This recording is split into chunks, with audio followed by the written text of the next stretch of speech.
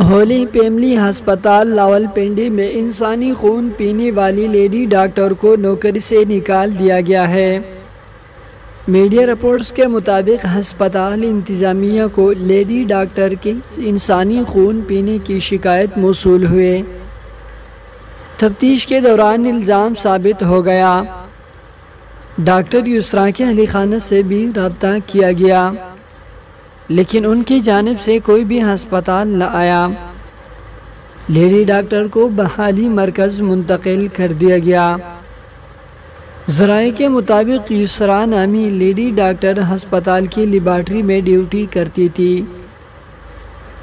ہسپتال انتظامیہ کو لیڈی ڈاکٹر کے انسانی خون پینے کی شکایت موصول ہوئی تھی کہ وہ لیبارٹری میں ٹیسٹ کے لیے مریضوں کا خون پی رہی ہے۔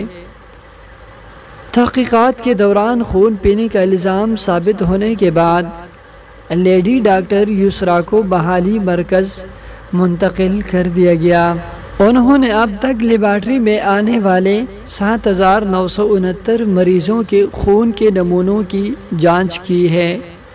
ان میں زیادہ تر حاملہ خواتین اور مردوں کا خون ہے۔ بتایا جا رہا ہے کہ وہ نفسیاتی مریض ہے، تاہم مزید معلومات کے لیے تفتیش جاری ہے۔